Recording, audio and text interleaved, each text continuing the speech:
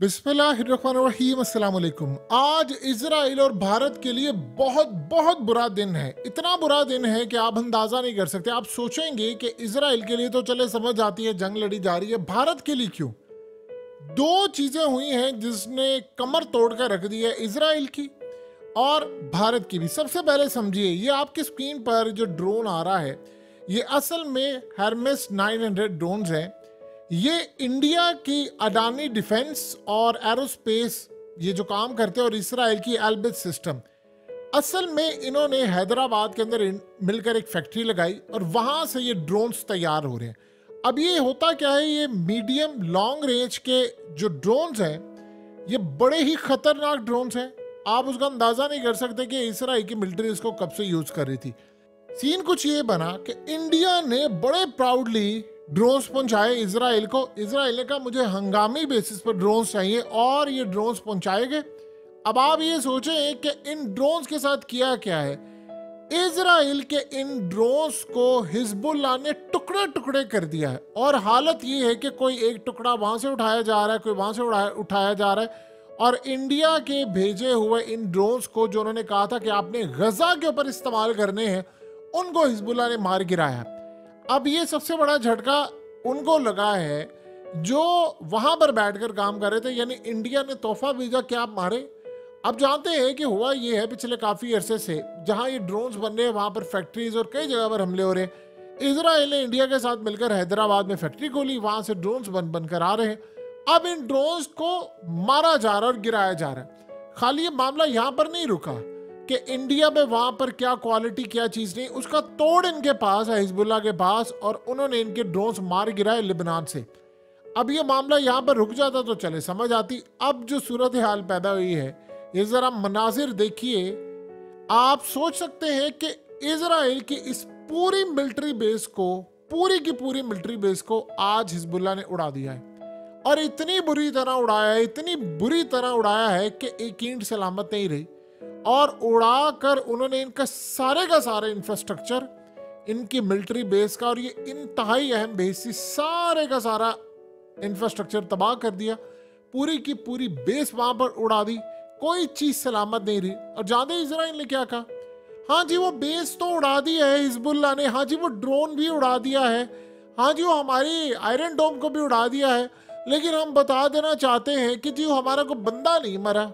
जी वो बेस पर काम तो सारा हो रहा था, लेकिन वहाँ बंदा मौजूद नहीं था। ये आप जरा अंदाजा कर लें, इनकी बेशर्मी की इंतहा देखें कि इनकी बेस को ऐसे बुरे तरीके से उन्होंने उड़ाया है। मिसाइलों ने भरमार कर दी वहां पर जाकर। इनके ड्रोन्स, आप सोचें ये जो ड्रोन्स बना रहे हैं, ये दुनिया के टॉप लेवल के ड्रोन्स हैं।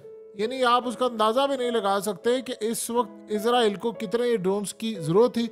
और इंडिया ने कहा माई बाप, हम आपके साथ हैं, उन्हें ड्रोन्स पहुंचाए, अगले ने उड़ा दिए, और फिर इनकी बेस को भी उड़ा दिया। और बेस पर इन्होंने जो निशाना बनाया, हिजबुल्लाह ने कहा है कि हमने इतनी बड़ी कामयाबी हासिल की है, इतनी बड़ी कामयाबी हासिल की है कि जिसका अंदाजा नहीं लगा सकते। उन्होंने कहा है इजराइल और इसके हमायतियों को, यानी इंडिया तक को भी ये पैगाम चला गया है कि आपको हम बता दें कि आपके साथ क्या होगा, हमारे सरप्राइज का इंतजार करें। अब उधर से इजराइल ने फौरी तौर पर इंडिया को कहा है कि आपने हमें ड्रोन्स पहुंचाने हैं, हमारे पास ड्रोन्स की इस वक्त कमी हो गई है। और ये खास तौर पर जो ड्रोन्स हैं, ये इसराइल के पूरे डिफेंस सिस्टम के लिए बहुत ही ज्यादा अहम है। अभी ये सूरत हाल है कि हिजबुल्लाह इनसे मैनेज नहीं हो रही। असल में ईरान इस सारी सूरत हाल को देख रहा है कि इंडिया किस तरह मदद कर रहा है इसराइल की, वहां से क्या हो रहा है। उसके बाद बड़ी डेवलपमेंट सामने आई है। हुआ ये है कि जनरल सीसी चाइना गए हैं, और चाइना जाकर उन्होंने शी जिनपिंग से की है मुलाकात। वहां उनके मामला तय हुए, बातचीत हुई। उन्होंने इनको वहां पर जाकर कहा कि देखिए हम मुश्किल में हैं, हम फंसे हुए हैं, हमारा मुल्क हाथ से जा रहा है, आप हमारी मदद करें और इजराइल को रोकने में किरदार अदा करें। असल में चाइना ने इनको छोटी दी है कि हम आपके साथ इस जंग में पूरी तरह कूदेंगे, रूस भी आपकी मदद करेगा, ईरान भी आपकी मदद करेगा, हम हर तरह से आपको सपोर्ट करेंगे, टेक्नोलॉजी देंगे, हथियार देंगे, आपको तबाह नहीं होने देंगे। सीसी ने वहां पर जाकर कहा कि देखिए अब हमारा मसला मामला ये है कि अगर इजराइल के खिलाफ हम जा रहे हैं तो हमें कई तरह के मसाइल आएंगे। जाहिर सी बात है, इंटरनेशनल जो मॉनिटरिंग फंड है और ये तमाम चीज़ें हैं, पैसे का लेन देन, IMF का मसला है, हमारे हालात ख़राब होंगे, हम पर शिकंजा टाइट करेंगे। चाइना ने इनको लोन और चीज़ों की मदद की यकीनदारी करवाई है, इनकी मिलिट्री, इनको टेक्नोलॉजी देना, सपोर्ट करना, तमाम चीज़ें दी है। और साथ में उन्होंने एक काम किया है कि बाकी जो अरब ममालिक है मिडिल ईस्ट के अंदर, उनको भी एक पेज पर लाने का फैसला हुआ है। अब आपको दो चीज़ें होती हुई नज़र आएंगी अगले कुछ अरसे में। नंबर 1 सिनेरियो ये बनेगा कि एक तो रूस मदद करेगा मिस्र की। ईरान असल में पिछले काफ़ी अर्से, आपको पता है कि जब हौसियों का ये मामला था तो ईरान के खिलाफ था मिस्र, लेकिन चूंकि लड़ाई खत्म हो गई, सऊदी अरब से भी सुलह होगी, सारी चीज़ों से, तो इन्होंने भी कह दिया, उधर से ईरान ने इनको कहा है कि आप बेफिक्र हैं, आपको हर तरह से सपोर्ट मिलेगी और उस सपोर्ट के अंदर टेक्नोलॉजी से लेकर हथियार, तमाम चीज़ें मिलेंगी। अब जब ये आप सोच लें कि ये जो ड्रोन्स हैं जो इंडिया भेज रहा है, ये ड्रोन्स इन्होंने मिस्र में उड़ाने हैं, यही ड्रोन्स तो इन्होंने इस्तेमाल करने आगे चल के। तो अब इन ड्रोन्स का जो सिलसिला सामने आया है वो आपके सामने बिल्कुल सारी चीज़ें हैं, यानी अब वो इनको तबाह किया जा रहा है। अब एक अजीबो गरीब चीज़ है कि इसराइल ने कई बिल्डिंग्स तबाह कर दी, कई चीज़ें तबाह की, उनकी बेसिस को भी ऐसे उड़ाया जाए। मसला ये है कि ये जब हिट करते हैं वो इसराइल की मिलिट्री बेस को करते हैं। अगर ये इसराइल के शहरियों को या वहाँ को निशाना बनाना शुरू कर दें, आप यकीन कीजिए जो गज़ा में तबाही हुई है, जो रफ़ा में हुई है, उससे कई गुना ज़्यादा तबाही वहाँ पर हो जाएगी, क्योंकि वो लोग ना आदी है, ना वो लड़ने के काबिल है, ना कोई और मामला, ना वहाँ सिक्योरिटी है। इनको एक एडवांटेज पता है कि चाहे ईरान ने हमला करना हो, चाहे हिजबुल्लाह ने करना हो या हमास ने करना हो, ये जब भी करेंगे हमारे मिलिट्री साइड पर करेंगे। ये ड्रॉबैक होता है। अमेरिका का आप अंदाज़ा कर ले कि अमेरिका ने अभी क्या कहा। उन्होंने कहा जी हम अभी गए थे अफगानिस्तान में, इराक में, हमने जब इनको जाकर इन कंट्रीज़ में तबाही की तो हमने भी वहाँ पर आम लोगों को मारा था, बाद में हमने मिस्टेक की, हमने माफ़ी भी मांग ली, तो मामला रफा दफा हो गया। तो इसराइल ने भी ये काम किया। आप ज़रा इनकी बेशर्मी और बेहयाई का लेवल चेक करें कि वो कैसे धड़ल्ले से ये बात कह रहे हैं कि जी हम ये काम कर लेंगे, हम फलाना काम कर लेंगे, हम ऐसे कर लेंगे। सो सिनेरियो अब ये बना हुआ है कि इस सारे मामले पर इन्होंने हालात ख़राब होने के बावजूद चीज़ें चेंज करने का फैसला किया है। अब जब सीसी गया है और ये मामला हुआ है चाइना के साथ, तो उधर से सूरत हाल ये पैदा हो रही है कि गुफ्तगू ये जारी है कि नेतन्याहू को महफूज रास्ता दिया जाए, उस पर बाद में केसेस ना चलाए जाए और उसको घर भेजा जाए। असल में ऑपरेशन हो गया है तेज। उनको ये लग रहा है, अमेरिका को लग रहा है, अमेरिका दबाव डाल रहा है कि ये मामला काफ़ी हद तक ख़राब है। अरब अब जाकर अमेरिका से मदद नहीं ले रहे। मिस्र गया है, वो चाइना से मदद ले रहा है, और चाइना से मदद लेने का मतलब है कि हिजबुल्लाह ने जो हमला किया है वो डबल ट्रिपल हमले होंगे, और इस तरह मिस्र के साथ भी। आप जानते हैं एक बड़ी अजीबो गरीब सूरत हाल है। सीसी हमेशा से इसराइल के साथ है, लेकिन अब इसराइल ने चूंकि ऑपरेशन वहाँ पर भी शुरू कर दिए, इनके फौजी मार दिए, और वहाँ पर अब इन्होंने मिस्र को कब्जा करवा कर सारे मामला ख़राब करने हैं। तो उनको ये लग रहा है कि देखो हमास को अभी तक जो लड़ाई कर रही है वो ईरान मदद कर रही है, और ईरान को पीछे चाइना रूस मदद कर रहे हैं। तो आज अगर कोई ना कोई सूरत हाल बची हुई है तो इनकी वजह से अमेरिका के साथ जो खड़ा हुआ उसकी तबाही हुई है। हमारा मामला भी यही है, हम अमेरिका के साथ खड़े रहे, लेकिन इसराइल बाज नहीं आ रहा। उन्होंने अगर उस मुल्क को नहीं छोड़ना तो फिर हमें भी नहीं छोड़ना, और उनके लिए मसला कोई नहीं है।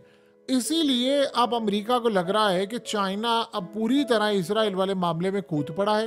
सो लिहाजा अब उन्होंने प्रेशर डालना शुरू कर दिया और एक डील दी है कि हम आज इस डील को एक्सेप्ट कर ले और उसके बाद हम आगे बढ़े। और डील में क्या है कि यानी आप पहले कैदी सारे छोड़े, हम फिर इसराइल को मनाते हैं जंगबंदी के लिए। आप अंदाजा करें, पहले उन्होंने कहा है भाई आप जंगबंदी करें, आप जंगबंदी करें तो हम कैदी छोड़ देते हैं, और जंगबंदी ऐसी हो जो परमानेंट हो।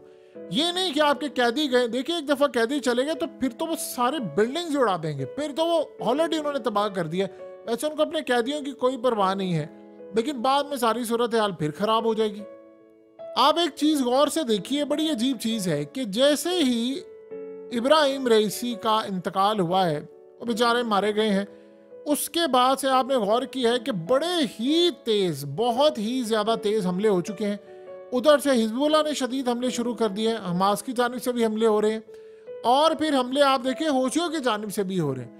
यानी कभी आपने जिंदगी में, हम लोगों ने सोचा था कि अमेरिका के एयरक्राफ्ट कैरियर के ऊपर आप डायरेक्ट और एक्यूरेट मिसाइल हिट करें, तो इससे साफ जाहिर है कि एडवांस टेक्नोलॉजी उनको रातों रात पहुंचा दी गई है, और उनको कहा गया है कि अब आपने बदला लेना है कि जब तक ईरान की जानिब से आजकल बयानात नहीं आ रहे।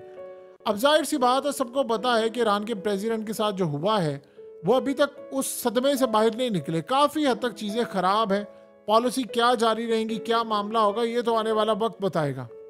ईरान ने सिर्फ एक बड़ी मज़ेदार बात की है जो अर्दुगान ने कही है, और ये सेकंड किया उन्होंने। इंडोनेशिया के सदर ने फौरी तौर पर कहा है कि जी हम अपनी पीस कीपिंग मिशन भेजेंगे, फौजें इजराइल में, हम तैयार हैं। उधर से ईरान ने इनको कहा है कि इमीडिएटली ओआईसी की मीटिंग कॉल करें, और मीटिंग कॉल करने के साथ तमाम ममालिक इस्लामिक वर्ल्ड के एक फैसला ले लें जो अर्दुगान ने कहा। उन्होंने कहा कि अब फौरी तौर पर हमें रोकना चाहिए, और रुकवाना कैसे है, कोई प्रेशर नहीं डालना, फौजें भेजनी है। अब असल में सारे उस पॉइंट पर आ रहे हैं जिस पॉइंट पर आने की जरूरत है। अब बार बार ये मामला हो रहा है कि अमेरिका उनको दबाव डाल रहा है। असल में कहानी कुछ ये है, ये सारे जो मिडिल ईस्ट की कंट्रीज थी, ये सारे ममालिक थे, एक बात सबको समझ आ गई है और वो सारे इस बात से बड़ा परेशान है कि जो अभी हालिया मिस्र वाला मामला हुआ है, मिस्र के अंदर उन्होंने इनके फौजी मारे हैं, वो अपनी फौज को ले आए बॉर्डर के ऊपर, और अचानक से इजराइल चुप हुआ, काफी सारे मामला हुए। वो परेशान इस बात से हैं कि इजराइल की तो कोई लड़ाई नहीं थी, यानी मिस्र के साथ, तो अब ये मिस्र तक अगर आ गए हैं, और उधर से अर्दुगान चीख रहा है कि ये अंतालिया पहुंच रहे हैं, उधर से बशार अल असद कह रहे हैं ये शाम तक आ रहे हैं, तो इसका मतलब है कि आज तक वो सारी की सारी जो गुफ्तगू होती रही थी कि उसके बाद फलाने का नंबर, उसके बाद फलाने का नंबर, फलाने का, और अब ये सारे मामला तब होने जा रहे हैं, ये तो हमारे घरों तक आ गए हैं, तो वो इसका मतलब है जो पेशन गोई और ये तमाम चीज़ें थी वो पूरी होने जा रही है। इसीलिए अब सारे परेशान बैठे हैं, और कहीं ना कहीं वो अब ये मामला कह रहे हैं। देखिए, अर्दुगान ने जो बात कही है कि ओआईसी का इजलास बुलाए, ईरान ने कही है, इंडोनेशिया कह रहा है, ये अब काम होना चाहिए। जो ममालिक इस वक्त नहीं चाहते यानी इस्लामिक वर्ल्ड से कि हम फौज रवाना करें, वो इंटरेस्टेड नहीं है। बाकी जिन्होंने भेजना है वो तैयार बैठे। आप बताइए कि अगर 57 मुल्क मिलकर कहते हैं कि ठीक है जी, हम कम से कम भी अपनी एयरफोर्स तैयार करते हैं, मिसाइल है, जहाज है, इराक से उड़ा लेते हैं, इराक की एयरबेस से उड़ा लेते हैं, वहां से आप उड़ा लें, आप शाम से भी उड़ा सकते हैं, उड़ाकर आप कह रहे कि ठीक है जी, अगर इजराइल नहीं रुका तो हम जा रहे हैं। आप यकीन कीजिए कि उसके बाद सिर्फ आपने अभी फॉर्मेशन देनी है, ये जंग रुक जानी है। जैसे इस्माइल हानिया ने पाकिस्तान के बारे में बात की, उसने कहा आप सुबह उठकर इजराइल को धमकी दे दें कि हम आ रहे हैं, तो आप देखिए उसके बाद ये जंग वैसे ही रुक जाएगी। वो बात को समझता है, और ये सारे समझते हैं। इजराइल ने अगर कोई जुबान समझनी है तो वो सिर्फ फौजों की समझनी है, और ईरान ने भी ये काम शुरू किया है। चाइना को अब ये लग रहा है कि एक सिनेरियो बन रहा है बहुत ज्यादा हमारे खिलाफ, और उसको बनवाने में है इजराइल का किरदार। क्योंकि इजराइल ये समझता है कि आज अगर हिजबुल्ला हमारे ड्रोन्स गिरा रहा है या ये हमारी बेसिस उड़ा रहे हैं, तो इनके पास तो कभी टेक्नोलॉजी हुआ नहीं करती थी, अगर इजराइल के मुकाबले किया तो ये तो चाइना और रूस का हाथ है।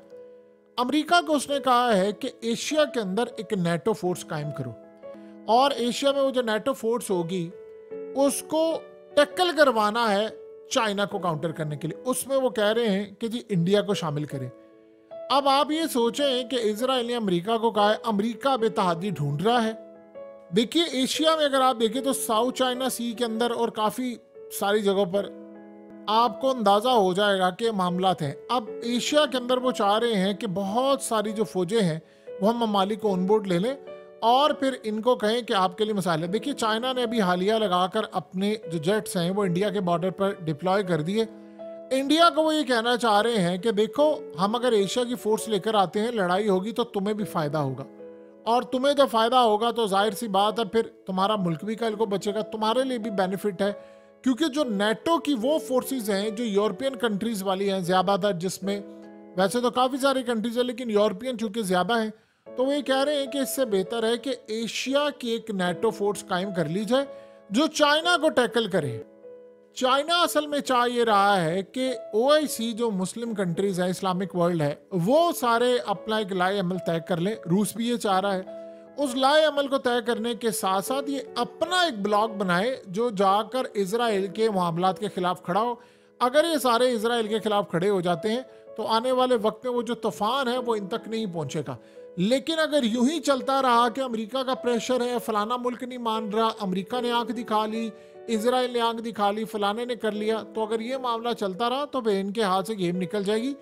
आज अगर सीसी मदद लेने के लिए चाइना पहुंचा हुआ है तो बताएं कल कौन कौन मदद लेने के लिए पहुंचेगा। अंदर से सारे डरे हुए हैं और डर इस बात का भी है जो सबसे ज्यादा इन सबको खटक रहा है कि जो मुकद्दस मकामात हैं वो अब निशाने पर आने वाले। देखिए होता क्या है कि जब मुसलमानों की मसाजिद और मुकद्दस मकामात, जब इनको इजराइल ने हिट करना है वहां पर किबला अव्वल और ये तमाम चीजें, जानते हो उसके बाद सिनेरियो क्या बनेगा, आप उसका अंदाजा भी नहीं लगा सकते। उसके बाद तमाम मुस्लिम कंट्रीज, उनकी अवाम क्या चुप करके बैठी रहेगी? वो अपने हुक्मरानों को कहेंगे कि वो बिपर जाएंगे, वो कहेंगे कि सुबह नहीं, शाम नहीं, 1 घंटा वेट नहीं करेंगे, अपनी फौजें रवाना करें। देन क्या होगा? आप मजम्मत करेंगे। उस वक्त मजम्मत का काम नहीं होगा, फिर अवाम जो है उनमें जो गुस्सा होगा, वो लावा जो फटेगा, उससे जाहिर सी बात है सारे डरते हैं कि भाई ये काम क्या हो जाए। इसीलिए ये सारे बैक एंड पर परेशान भी है और वो चाह रहे हैं कि इजराइल को रोका जाए। आप अंदाजा कर लें कि यूरोप की कंट्रीज जो हैं वो भी इस वक्त परेशान है कि उनकी जो अवाम है वो परेशान बैठे हुए हैं कि अवाम के अंदर गुस्सा इतना है। वो पेरिस की सड़कें भरी हुई हैं एहतजाज से, लोग कह रहे हैं कि आप इजराइल का साथ दे रहे हैं। काफ़ी सारे मामला हद तक ख़राब हो चुके हैं। सो अब काफ़ी सारी चीज़ें ख़राब है, लेकिन आप एक चीज़ देखें कि हिजबुल्लाह ने जो इनके ड्रोन और ये चीज़ें तबाह की हैं, उससे एक बात तो तय हो गई है कि अमेरिका हो या इजराइल हो, टेक्नोलॉजी इनके पास, कभी ये दावे करते थे बहुत ज़्यादा एडवांस है, अब वो सिनेरियो नहीं रहे, ना वो अब दिन रहे। आप चाइना से हाथ मिला लें, आप ईरान से हाथ मिला लें, रूस से हाथ मिला लें, आपको ऐसी टेक्नोलॉजी मिल जाएगी जो अमेरिका के पास भी नहीं है, ना इजराइल के पास है।